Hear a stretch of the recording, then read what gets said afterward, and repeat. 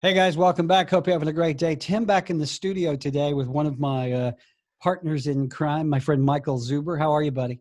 I'm doing great, man. Thank you very much for inviting me. Hey man, glad you could make some time.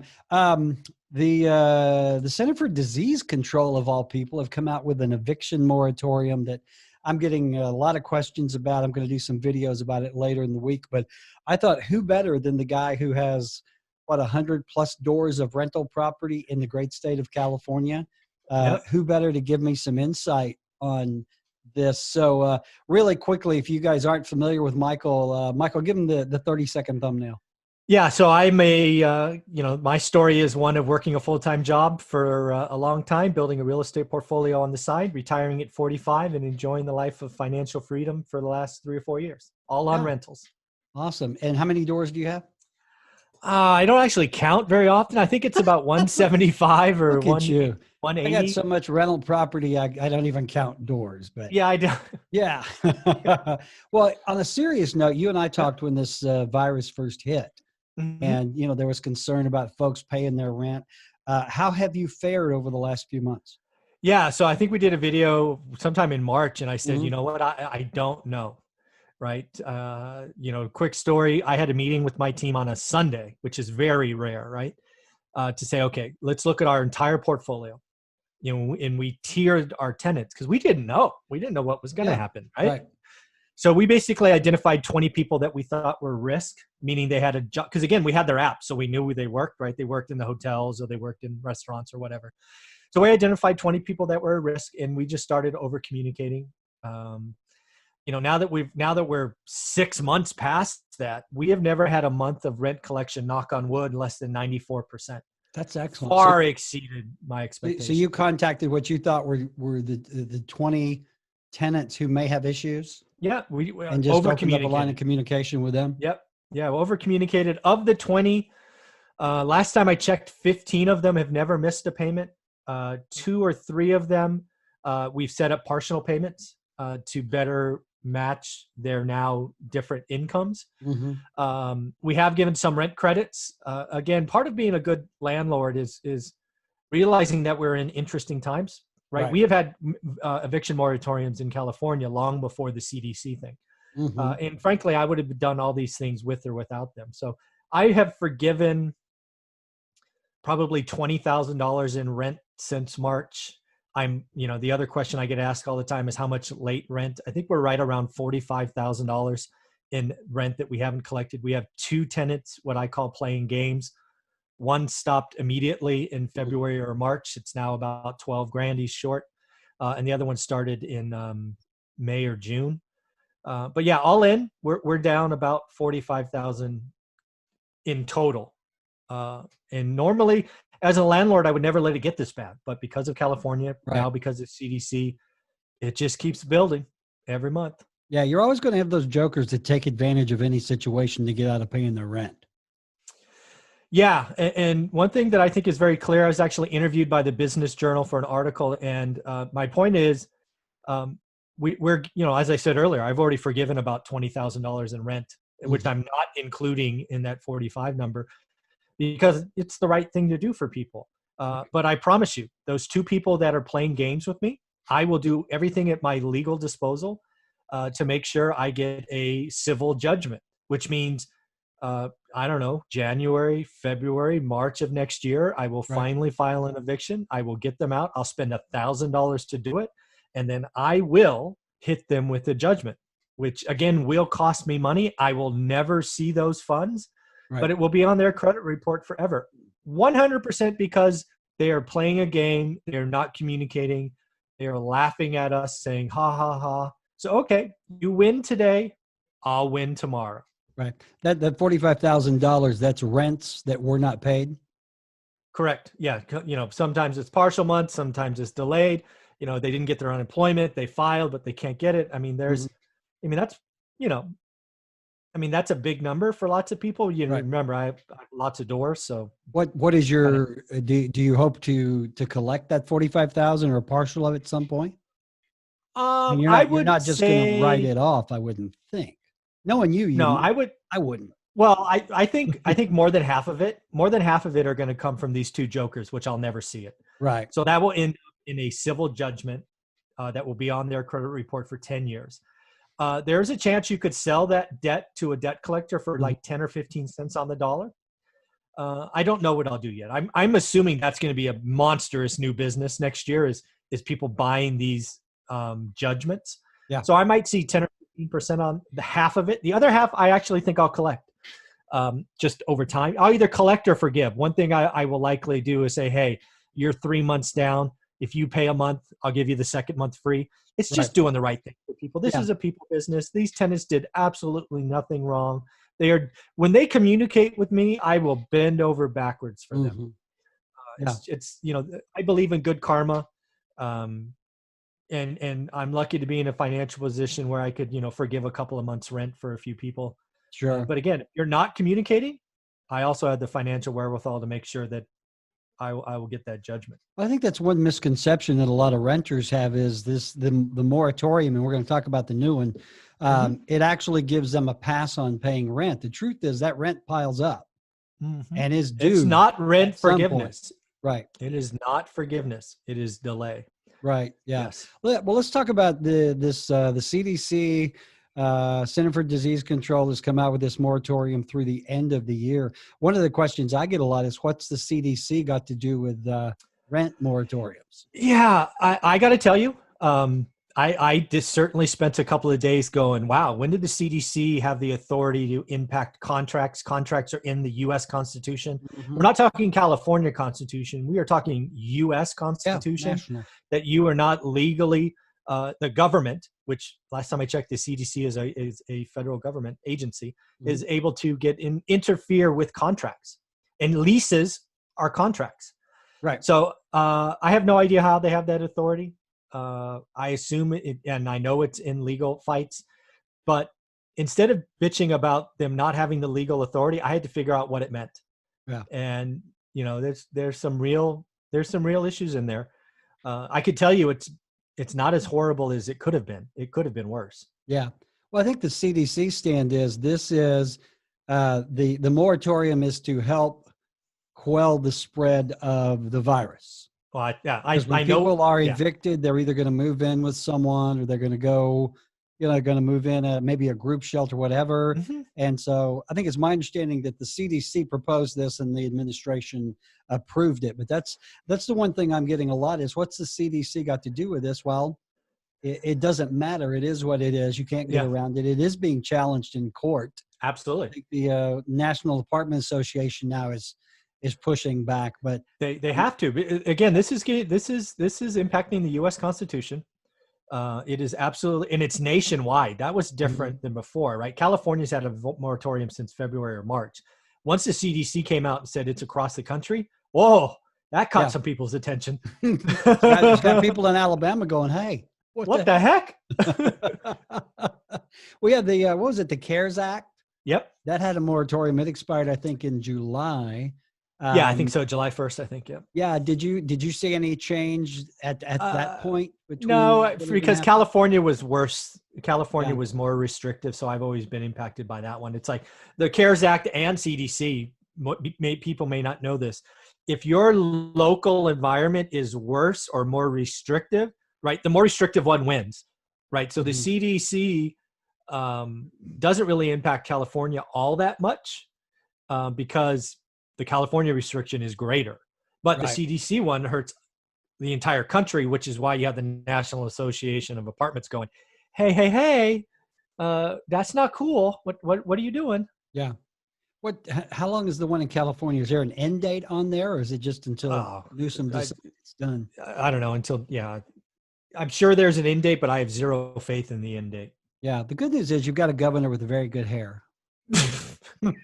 He likes his photo ops. Is that the only thing people can say about him? Yeah, he loves photo ops, and he likes to use big words to make himself sound smart. Well, here in Alabama, our governor looks and talks like Aunt Bee from the Andy Griffith show. But there you go. So let's talk a little bit about this new moratorium, because it does have some requirements that renters have to meet. It's just not an across the board, if you're a renter, that automatically applies. It's got 4 or 5 bullet points attached to it that you have to meet these requirements. You have to sign a document You have stating to attest that you have to attest. And I mean, if it goes to court, I mean, you could be, charged with perjury and all kinds of Yeah. stuff. So, let me just pull this up here and talk about it. The first requirement is the renter must earn $99,000 a year or less as an individual, 198 as a couple.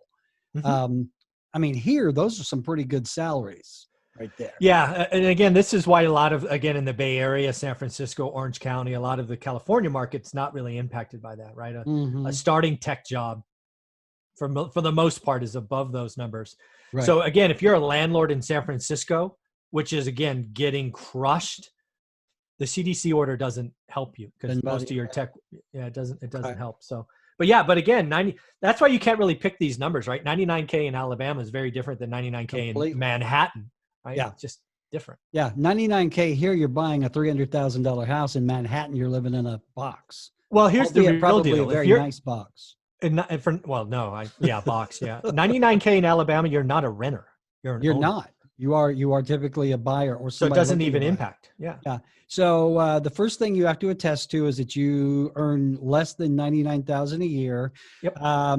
You have to attest that you have tried to obtain government rental assistance. Yep. And I would assume you got to provide documentation of all this. Nobody's going to take you at your word. Yes, absolutely. These have to be documented, and you have to do them monthly.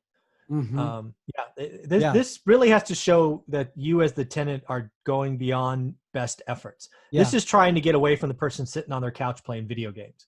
Exactly. Yeah, you're not going to be able to BS your way through this because there is some documentation. Yep. The tenant is currently unable to pay rent in full due to a loss of income or heightened medical expenses. Are those due to the virus, or is that just the virus? Yeah. Okay. Like if you or your husband or your kid got sick and you can't work and you got to watch them, it's basic. When I read all of that, you're trying to protect the single parent. Okay. Right. Because that's really who's getting crushed in this, right? Single parent can't have their kids at school. I can't go to work. It's just a mess, man. It's rough. Totally. The tenant is trying to make timely partial payments using his best efforts. And you mentioned that opening up lines of communications with all your tenants really is how you got that going. So you're getting at least partial payments from most of your tenants. All but two. Okay. All but those two bozos. Do we want to name them and put their picture on social media? Nope. I don't want any lawsuits. And finally, the tenant has no other housing options without posing a health risk, include living in close quarters with others or resorting to homelessness. So those are, what is that, four or five bullet points? Well, there's actually a fifth one that actually I think comes out on the landlord side. This is the big one that California missed in the beginning. And that is the only reason. So let's step back. Okay. In this order, basically it protects you if you can't pay rent, but doesn't allow you to be a bad actor because a lease has other rules, right? You must, I don't know, no loud music, or you can't be a drunk, you can't sell drugs, all of those other things. So if you invalidate the lease, any other criteria other than rent payment, you can absolutely be evicted. Okay. Which is good because I had a tenant who was selling drugs that we tried to evict. And in California, at least in the first part of this eviction moratorium, I wasn't able to file it because the courts were closed. Yeah. I'm like, what the hell, right? So, there is things for the landlord that I was very happy to see because that you need to take care of your property, right? If they're threatening violence against you, the landlord, or if they're destroying your property, you can absolutely file eviction now, which is a good thing, I think. Yeah. This says the order stops evictions for non-payment of rent as long as the tenant meets that criteria and gives his or her landlord a signed declaration stating as such. Correct. So you literally have to print out something, sign it, give it to your landlord. However, if you violate the lease in any other way, break the law, threaten the health and safety of others, you can still be evicted. Are the courts open there? They've just opened. I think they opened in August, I think. How backed up? But they're very slow. If you filed one today, you probably won't get it till January. Yeah. So the landlord does still have rights. And I know that, and I'm as compassionate as the next guy. Sure. More or less. But I'm also a businessman. Yeah. And you know this, your rental property is your business. Oh, for sure. And so if you have consumers of your business not paying you for product, Yep. that puts the onus on you. And that's the one thing that I hear a lot. I own this property, even if my tenants are not paying, Hmm. I'm still liable for making that payment a month. Yeah. Yeah. Well, And there's a lot. Well, here's the real question that I think people need to ask is, what is the outcome of this? Because eventually we Mhm. will get through this crisis. Eventually the CDC order will be reversed or denied or whatever the right word is. Well, what's going to happen? Well, here's the deal. I believe renters that want to play the game win short term, Mhm. right? The two bozos as an example. I believe small mom and pop landlords unfortunately bear the brunt, and many of them will lose their properties. Right. Either lose it outright, meaning foreclosure, or choose that being a landlord in this environment is not something I ever want to do again. So when this reverses, this is what's going to happen, and people need to see it. You're a mom and pop landlord. You get through this crisis. It's now March or April of 2021, right? I'm just picking months now. You're like, damn, that hurt. Oh, God, that hurt. Oh, I never want to do that again. What are you going to do? You are going to give your tenant a 60-day notice that says, thank you very much for staying here. Time to go, which Right. is your legal right to do. They are going to then be out in 60 days. You are then going to clean up your property and you are going to sell it to an owner occupant. Because what's flying off the shelf today?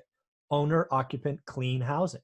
So Right. here's the deal, folks. For all those people complaining about affordable housing and affordable rentals, you are about to lose 20 to 30% of affordable rentals next year, guaranteed. So that's going to suck. Mhm. And people aren't talking about it, but mom and pop landlords are owners. They run a business. They have been vilified. They have been asked to suffer pain that others have not, Right. and they will have enough. They are going to go, I'm not doing that anymore. I hate my state or federal government for making me suffer these huge losses. I'm going to ask my tenant to leave legally 60 days. I'm going to clean it up. I'm going to sell it, and I'm going to be done. Yeah. It's going to happen, folks. Affordable housing is going to fall. Oh, I agree. I mean, I'm hearing that a lot from people in my network. They're like, and I'm not big into rental. I think I've got one rental left because of the market here, man. I'm flipping like a banshee. I can Good. houses that I previously would have gotten and thought about renting. I'm flipping just You because of the should. The market. next 6 But to 18 months will be the likely prove the best flipping market I've ever seen. well, I think one of the reasons why is at least here, flipping has become really competitive I'm sure. because, we're at a 20-year low in inventory, the virus, blah, blah, blah. But, we have more competition now to buy foreclosures and distress. And, most of the flips that I'm doing are coming from my personal network. I'm sure. Wholesalers here are coming out with deals and just basically putting them on auction. Yeah. And it's just people are paying stupid money for crappy houses, So the Yeah. consensus here among a lot of my peers is, you know what, in 6 months, we're going to all walk out the door, pick up all of these houses that these flippers bought today who didn't realize they had no margin for profit. And now they're Mm. having to sell them off. Yeah. So I think we're going to see a lot of that here. You seeing that out there at all? How's the No, wholesale? I think first off, I haven't got a deal from a wholesaler, meaning a deal, meaning I would do it. There's margin in all year. Stupid. I guess I got one February 1st. That was my last wholesale deal, but I get wholesale opportunities every week, and they're basically retail today. Yeah, it's crazy. I mean, here's a good one. We had one come out here that oh gosh, it was an old tear down house on a couple Mhm. acres. The wholesaler price was 60. After fixing it up and making it pretty, you might get 110, 120. Mm. It's sold like in the 90s. There's There's yeah. just no math that makes that worth doing. But again, Yeah. we're just it's just people watch There's a H. little window. There's a little window. I've been doing this 20 years. I've Yeah. seen stupid before. Yeah, well, I've you know the I've math better than anybody. But yeah. anyway, so I think the point of this topic on this moratorium is this: it's not free rent. No. It's kind of a hit of the pause button, but first of the year, those rents are still going to become due. And Yeah, the that's rents when are you're going to gonna become see a lot of due. You're going to evictions. have to work at them. Landlords should do a workout if they can, meaning, hey, let's just say you're down $3,000 for easy math. Mm-hmm. You could certainly demand the $3,000 right away. You aren't going to get it in most cases. Right. What you're likely going to do is you're going to say, hey, the rent used to be $1,000. Why don't you pay me $1,250 for the next however many months that works out? Right. It's just going to suck. Basically, I said it earlier. I think there will be a huge business opportunity for people who want to buy civil judgments, which is what this rent will become. Right, $3,000 will become a civil judgment. Mm-hmm. So if you can buy it for 10 cents on the dollar and then go collect it at 50 cents, I promise you there will be a business created to do that. Oh yeah, sounds like an online course you need to create. No, I value my time way too much. Yeah. Well, so final words here. What is your best advice to all these landlords here that are just, they really can't do anything at the moment but just sit back and watch? What's I would guess I would do it. I would look at it on a timeline. And again, I am a landlord just like you, Mm-hmm. right? So first and foremost, it's there, right? It's something we must deal with. Right. Communication is always better than the lack of communication. I would tell you, I get it. It sucks. It hurts. Don't wallow in it. Mm-hmm. Realize that this will pass. You are an owner of assets in an appreciating market. So net, you're probably winning long term. And then you ask yourself next year, what do you want to do? Right. Do you want to continue being a landlord or do you want to sell? Because I think that's going to be the choice. Yeah. And you'll be likely lucky in an environment where you could sell for max prices if you clean it up. Or you can be a landlord in an environment where there's less competition. Because I actually think long-term tenants lose. Less quality product on the market, rents go up. Rental inflation is going to be an outcome of this because of lack of supply. So long-term, if you can get through this and it's going to hurt and it's going to feel like this, I expect rental rates to go up because it's supply demand. And I think being a landlord will be okay. The other thing to realize, this is not the hardest year to be a landlord. The hardest year for me to be a landlord was 2006 because people were getting these stupid financial loans and buying houses when they shouldn't. Mm-hmm. That was my least profitable year because I had so many turns. I were losing people with apartments left and right. I couldn't figure out why. It's because they can move into an apartment or buy a house for $0 down and then not ever make a payment and stay there for a year. And then they come back and be renters. Mm-hmm. 2006 was the worst year to be a landlord. Yeah. 2020 it's not even close to how painful 2006 was. I think the people that I hear the most of that are concerned are those landlords that do not have deep pockets. Let's be honest. There are a lot of folks who are landlords just kind of, working full-time jobs trying to make ends meet themselves. Sure. And if they can't make the mortgage payment, whether they got a forbearance back in the day or what, those are the folks that I hear from the most that are just kind of scared to death right now. Yeah. There will be some, again, mom and pop landlords are going to lose some property. Yeah. And just so you know, if it happens to you, it's not life ending, right? There are lots of people I know in my network who lost lots of property in 2008. I know people that lost dozens of properties in the last crash. It's okay. You get through it. Life moves on. Life moves on. Don't stress yourself out. Learn the lesson, right? Emergency reserves are good. Having the financial backing is good. Michael, you are my go-to guy on this. Let's plug the YouTube channel and my favorite book on rental property. I appreciate that. So the favorite book is really a 15-year story from a single house to financial independence. Awesome. Through the last crisis, called One Rental at a Time. Get it on Audible or Amazon. And the YouTube channel is One Rental at a Time. Your YouTube channel is just on fire, man. I appreciate that. Yeah. Give him thumbs up. Hey, buddy, I appreciate you taking out the time. Hang out there or hang in, and we'll get together soon. You got it, buddy. Take care. See you. Bye. Bye.